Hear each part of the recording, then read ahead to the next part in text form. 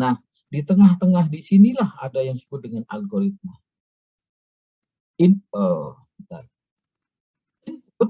Kalau ini diproses dengan cara-cara tertentu, dengan urutan-urutan tertentu, pasti menghasilkan sesuatu. Ya kan? Pasti menghasilkan sesuatu. Jadi nggak ada istilah input, kemudian diproses, terus tidak berhasil. Itu nggak mungkin. Pasti ada hasilnya. Dibalik juga begitu. Nggak mungkin ada hasil tanpa ada inputan.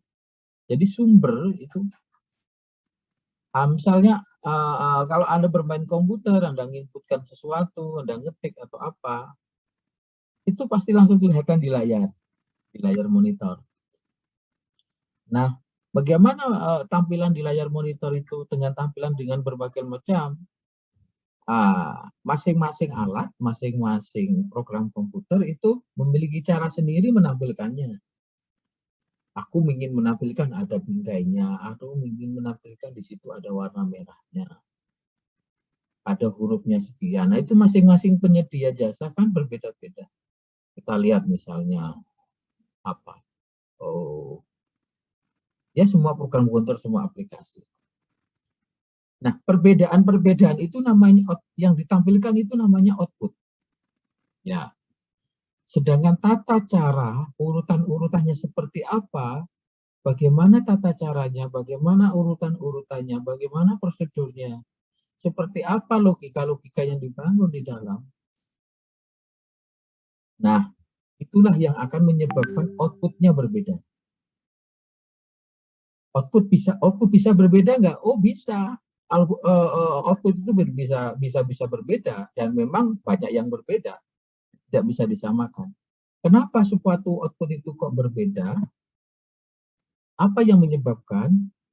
Yang menyebabkan adalah karena ada algoritma, ada cara berpikir, ada urutan-urutan yang dibangun, itu berbeda setiap satu orang dengan orang lain.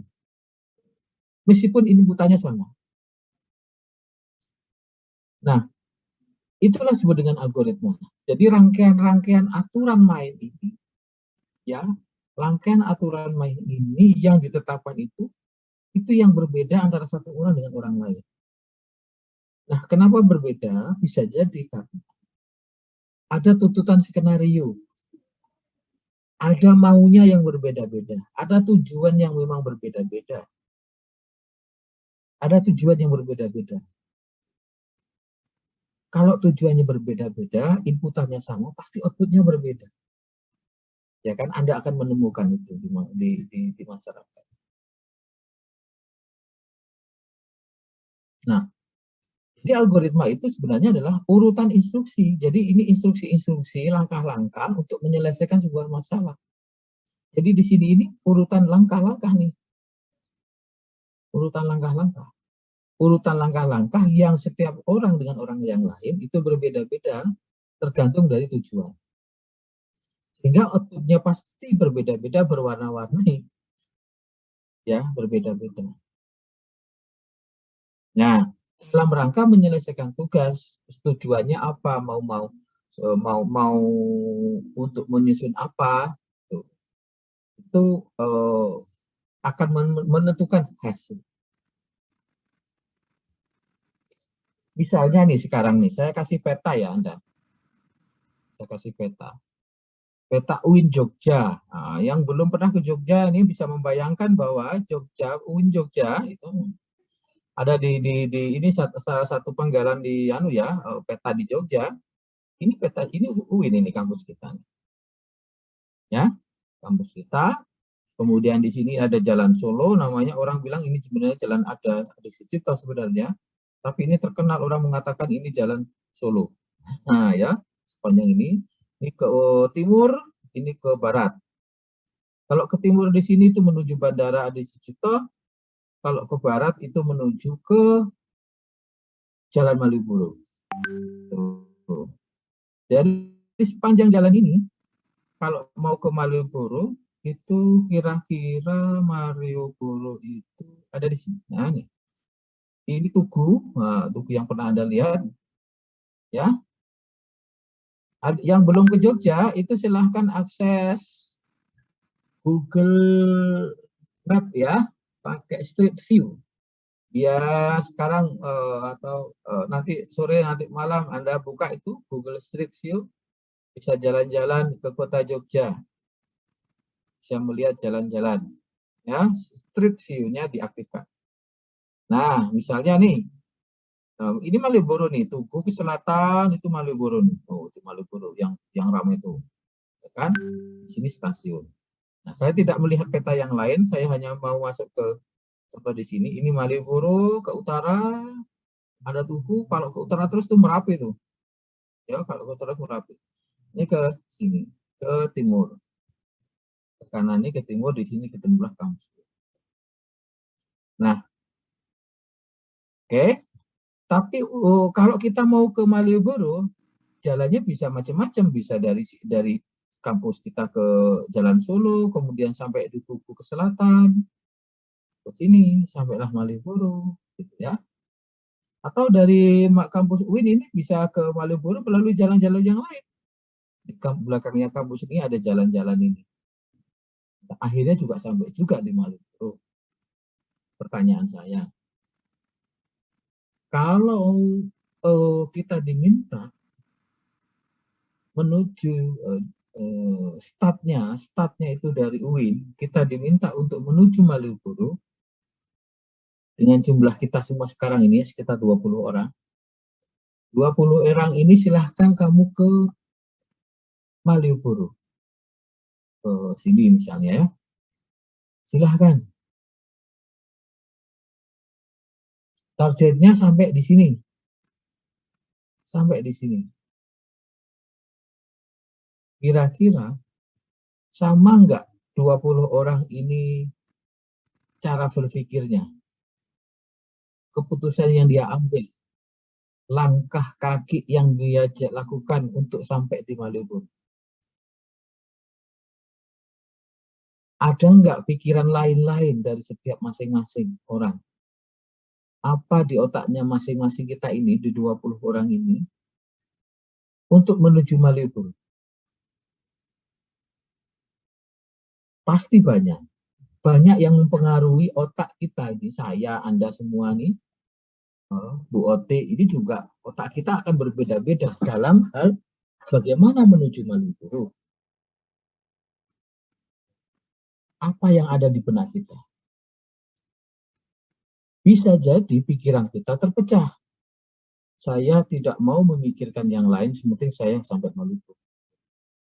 Saya mau Malioboro, misalnya, ini ada orang pikirannya macamnya, cuma nggak tahu nih melihat itu. Saya mau mampir Siloam dulu deh, mau cek. Oh, saya mau lewat Jalan Solo, saya mau mampir Bethesda dulu deh. Saya mau nengok temen. Sebentar aja paling, mau nganter roti. Oh, roti ya? Iya. Di mana ya? Berarti sebelum sampai Bethesda, saya harus mampir toko roti. Macam-macam hal yang dipikirkan. Tapi akhirnya juga sampai di sini. Sampai di sini.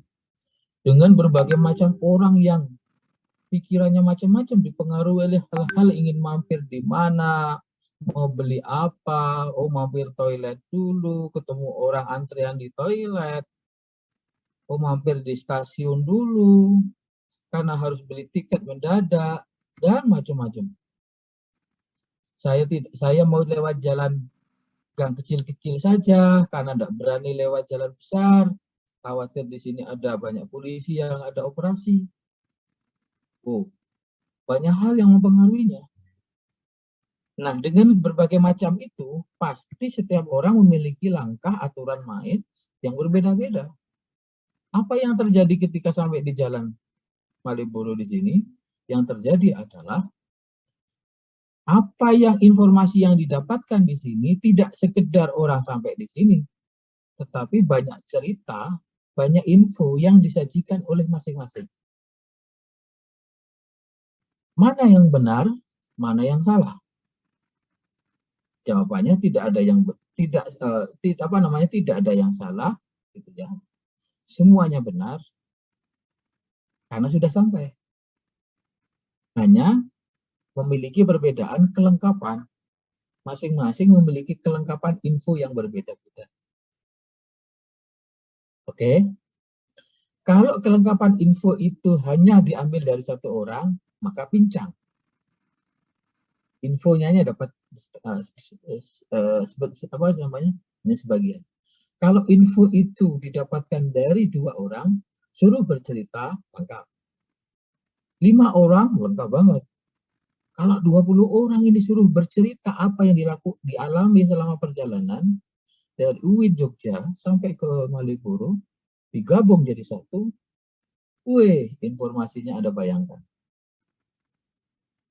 Nah, masing-masing info itu, masing-masing proses perjalanan itu, masing-masing cara berpikirnya, ambil keputusan seperti apa, mau apa di jalan, apa yang difikirkan, apa yang dilakukan, apa saja urutan-urutannya, nah tentu itu akan menghasilkan yang berbeda-beda. Nah, pasti dari inputannya di sini adalah dari kampus UIN, mau jalan kaki, mau diapakan di sini selama perjalanan dan sampai di Malioboro, hasilnya berbeda-beda, beda cerita. Oke. Anda lihat gambar ini? Halo? Iya, Pak. Iya, Pak. Ya. Lihat, Pak. Baik, Anda cermati ada 3 gambar. Gambar yang paling kiri nih, Anda suka yang mana nih gambar nih?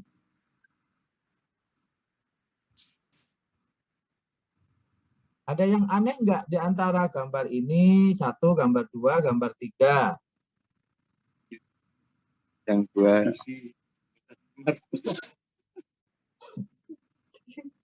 Oh ya. Yang Gambar 1. yang kedua, Yang dengan ini 1 habis martabak. berapa ya? Celana dalamnya di luar ya? Ya tak? Iya, Pak. Celana dalamnya di luar. Ini enggak, ya ini celana dalamnya di dalam nih. Celana dalamnya di dalam nih. Ini perbedaannya. Ini pakai jubah, ini enggak pakai ya. Nah, saya kalau ini gimana nih? Gimana nih? Di mana celana dalamnya nih? Di dalam ya? Nggak pakai gitu. Menurut Anda, inputnya sama nggak nih? Inputannya. Dia punya baju, ya kan? Punya celana panjang, ya. Punya celana dalam juga. Bapak-bapak yang pakai badik ini juga sama, dia punya celana dalam tuh, punya celana panjang, punya baju. Inputannya sama, bahan-bahannya sama, sama-sama punya, tetapi hasilnya berbeda tuh. Ini ada di dalam, ini ada di luar. Hasilnya berbeda. Kenapa berbeda? Karena algoritmanya berbeda. Kalau yang ini celana panjangnya dulu dipakai, habis itu celana dalamnya. Kalau ini celana dalam dulu dipakai, habis itu celana panjang. Mana yang benar? Semuanya benar. Dan tapak gagah semua. Jadi itu baik semua. Kenapa? Sudah sesuai dengan tujuannya.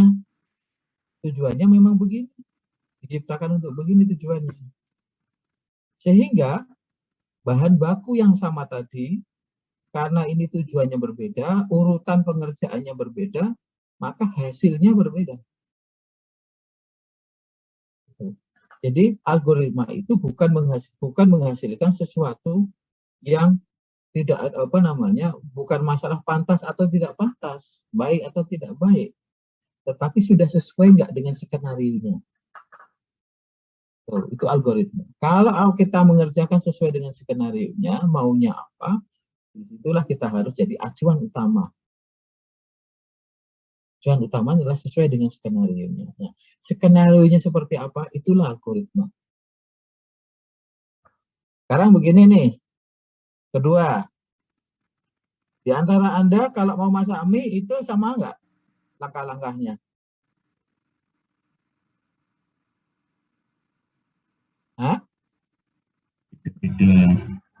Beda. Beda ya, ada yang beda, ada yang sama. Tergantung. Kalau berbeda, mempengaruhi rasa enggak? Kalau berbeda mempengaruhi rasa enggak? Iya mungkin Pak. Ada yang Mempengaruhi Pak. Kalau Mempengaruhi ya? kelamaan masakannya Pak. Terlalu lama masaknya jadi nggak enak. Nah, bahasa Jawanya itu namanya tanganan. Tahu tanganan ya? Bahasa Jawanya itu. Apa namanya? Beda tangan, beda rasa. Beda tangan, beda rasa. Gitu. Karena cara ngudek ya itu berbeda dengan cara ngasih air sedikit-sedikit. Masak kopi, kopinya itu airnya sama, panasnya sama, jumlah takaran kopinya sama, tapi hasilnya berbeda. Kenapa? Banyak berbeda orang strategi bagaimana menghasilkan kopi yang baik. Bisa jadi cara ngecur apa namanya, ngecur airnya itu sedikit demi sedikit. Ada yang ngecurkan langsung blek, ada yang ngecurkan sambil diudak-udak, ada yang ngecurkan saja tanpa diudak-udak. Itu namanya algoritma. Nah, algoritma itu adalah sense-nya. Jadi kalau begitu, algoritma itu membutuhkan sebuah inovasi. Algoritma itu membutuhkan sebuah pemikiran yang dalam. Algoritma itu membutuhkan latihan yang berkali-kali sampai mendapatkan mie yang terbaik, sampai menghasilkan mie yang apa namanya, kopi yang paling dinikmati oleh orang sesuai dengan seleranya. Bagaimana kalau ada orang yang tidak mau berimprovisasi, tidak mau mempelajari cara-cara yang terbaik, dia berarti sudah stop algoritmanya. Itu ya. Jadi algoritma itu membutuhkan latihan, sama juga ketika membuat kopi butuh latihan. Oke. Ini contoh nih.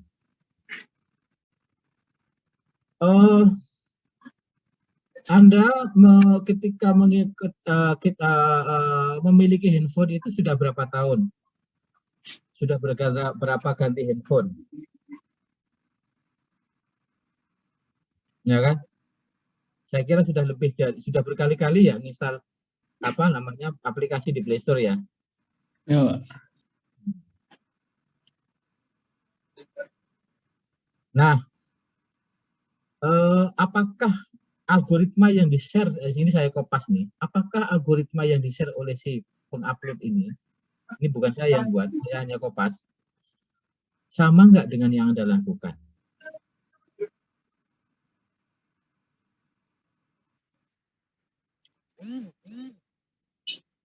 Katakanlah nggak sama. Katakanlah nggak sama. Ya, saya anggap Anda nggak sama dengan ini. Bahkan Anda nggak suka dengan cara ini. Anda memiliki cara-cara yang lain. Salahkah Anda? Enggak. Salahkah yang membuat ini? Juga tidak. Karena algoritma ini adalah sudah sesuai dengan apa yang dia inginkan. Sesuai dengan skenario-nya. Kalau Anda mau mengkritisi, silakan dikritisi. Buatlah algoritma sendiri. Pasti output-nya berbeda. Maka kita tidak heran setiap tahun, setiap bulan, atau setiap periode tertentu, layanan Play Store itu berbeda-beda tampilan, berbeda-beda urutan. Ya kan? Layanan tampilan di Android kalau kita setting itu berbeda-beda urutan, sangat berganti-ganti. Kalau kita install aplikasi atau webnya WordPress misalnya, Anda mau bikin panduan, tidak bisa Anda panduan itu memakai atau menggunakan tutorial 5 tahun yang lalu. Sudah berbeda dengan tutorial 2021. Tampilannya sudah berganti-ganti. Kenapa? Itu adalah algoritma yang sudah berubah. Sesuai dengan beginian. Baik. Google juga sama. Algoritma Google itu berganti. Tahun 2019 berganti. Gitu? Jadi kita tidak heran bahwa algoritma tampilannya berubah, cara searchingnya itu berubah. Itu yang berubah itu bukan tampilannya, tapi algoritmanya yang berubah. Algoritmanya tidak nampak di sini, tidak nampak karena algoritma di sini ya apa yang berada di belakang situ adalah aplikasinya, codingnya yang berubah, tampilannya kemudian berdampak.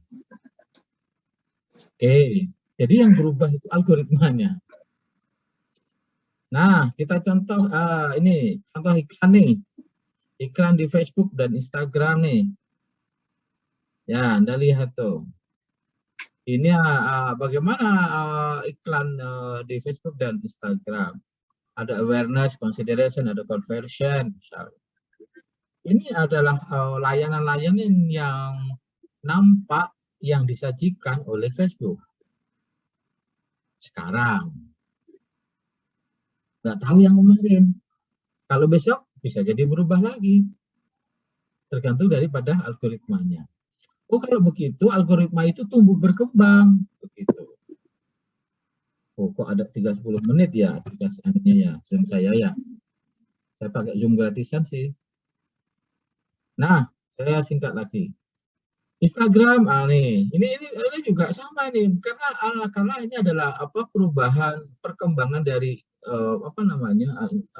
algoritma yang terus ada inovasi. Jadi algoritma ini semacam lead bank. Itu ya, ini sudah saya share ke grup, itu silakan Anda baca tuh. Yang paling penting adalah yang nomor 1 nih ya, nomor 1 nih, Anda saya minta untuk seperti waktu dengan saya dulu, Anda ikut kursus mulai sekarang, Anda segera mendaftar Open Courseware itu tentang Introduction to Algorithm ya, atau apa terserah, Anda algoritma analisis boleh. Ikuti saja tanpa ikut sertifikasi. Kalau sertifikasi nanti bayar ya. Jangan ikut sertifikasi. Ya, ini Anda ikuti ini.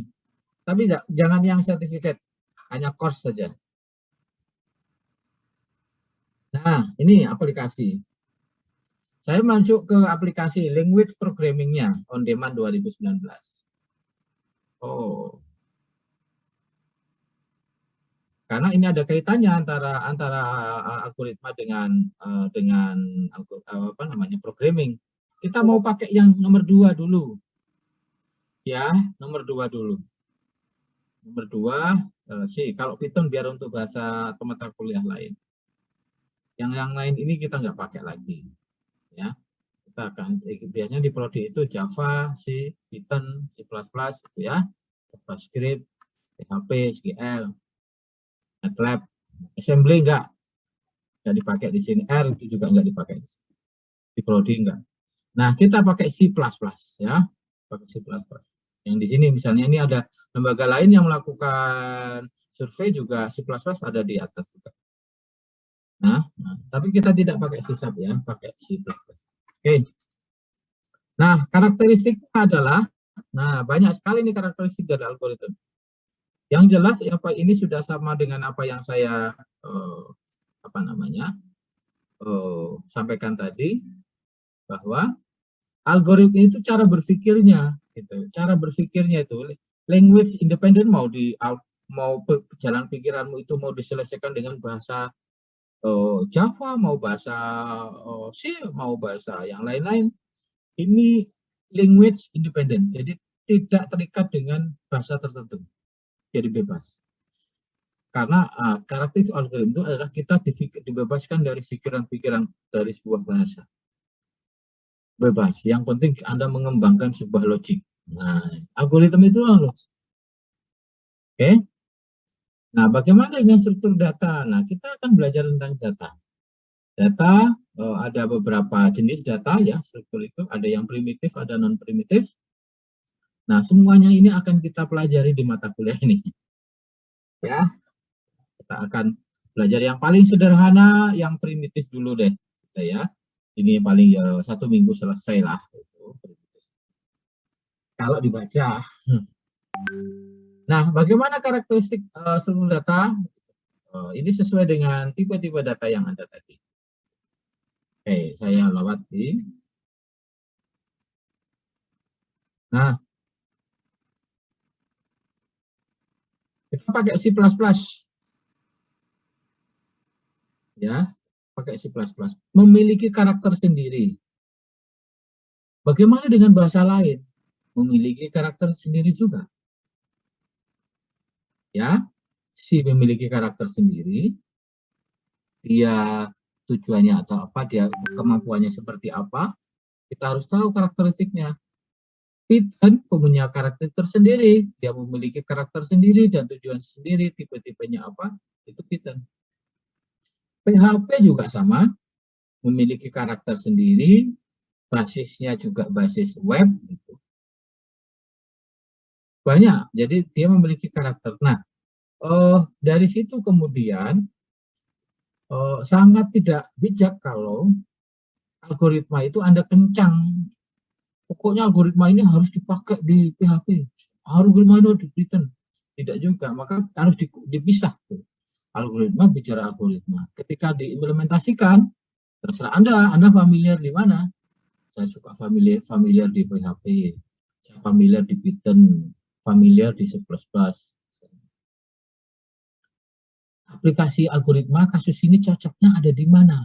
Nah, cocoknya itu lihat karakteristiknya. Kasus ini pas itu cocok itu diselesaikan pakai PHP. Enggak cocok kalau kasus itu diselesaikan di Python. Nah, gitu. Coba cocoknya di mana? Lihat karakteristiknya yang melingkarinya ini. Gitu. Jadi benar-benar bahwa algoritma itu independen. Tidak terikat dengan bahasa, hanya apakah nanti kasusnya itu cocok dengan bahasa-bahasa tertentu. Nah, di situ Anda lihat karakteristik dari bahasa. Oke. Nah, exploration at home. Minggu depan kita akan bicara tentang minggu depan. Pertemuan berikutnya ya. Perilaku dan pola kerja setiap algoritma. Saya ingin Anda melihat, Anda explore di internet, Google Scholar, cari tema-tema terkait dengan implementasi sebuah algoritma. Cari di sana, satu paper saja, baca berkali-kali satu paper itu. Buat setengah ringkasan, ceritakan kepada teman sekelas nanti di pertemuan berikutnya Anda bercerita. Kita akan minggu depan akan minggu depan pertemuan berikutnya itu kapan ya? Hari apa? Nah, Anda cerita besok dengan temannya di lewat forum. Ya, hasil ceritanya itu silahkan disampaikan nanti di ruang di Zoom ini. Gitu. Kaitannya apa? Karena kaitannya saya ingin melihat Anda mampu melihat bahwa algoritma itu memiliki pola dan pola perilaku yang berbeda-beda. Dia cara kerjanya berbeda-beda. Algoritma itu banyak sekali algoritma. Nah, di sini saya sengaja tidak menyampaikan jenis-jenis algoritma. Silahkan Anda mendapatkan apa yang Anda dapatkan. Besok dibagi. Hanya satu saja, satu mahasiswa, satu algoritma. Ya, mudah-mudahan variatif hasilnya kita nggak tahu, saya nggak tahu. Bagaimana sebenarnya tingkah pola si algoritma, jenis algoritma itu. Ya, banyak sekali jenis-jenis algoritma yang ada. Banyak sekali. Mulai algoritma dasar sampai dengan algoritma yang terbaru. Semuanya ilmu-ilmu yang berbasis matematika. Maka di sini nanti kita akan belajar juga Big O juga, ya, simbol-simbol notasi-notasi matematik. Kalau matematik saya dirasa kurang, nanti tolong saya dilengkapi. Itu pertemuan hari ini. Oke. Silakan habis ini Anda cari eksplorasi lewat Google Scholar, cari bagaimana sebuah algoritma satu saja Anda bisa buat rangkuman, Anda ceritakan dengan teman yang Anda inginkan. Itu ingat bahwa besok kita bercerita, besok bukan membaca, ya istilahnya begitu. Besok tidak membaca, tapi menceritakan apa yang Anda alami, Anda tahu dari bacaan itu, tidak ngarang-ngarang yang lain dari bacaan yang Anda dapatkan itu. Oh, algoritma genetika itu begini ceritanya, dia itu begini ya, gitu. Oh, algoritma sorting itu, kalau sorting ini ternyata banyak algoritma sorting itu. Oh, algoritma quickshot, saya kalau quickshot itu biasanya dipakai untuk apa sih? Nah, dipakai untuk apa, kayak apa sih model kerjanya quickshot? Nah, itu kan perilaku sebuah algoritma. Banyaknya jenis algoritma itu sebuah ilmu, ya kan? Sebuah ilmu, sebuah pengetahuan. Dasar pengetahuan itu, jenis-jenis algoritma itu dasar pengetahuan. Nah, di satu sisi ada kasus di masyarakat, di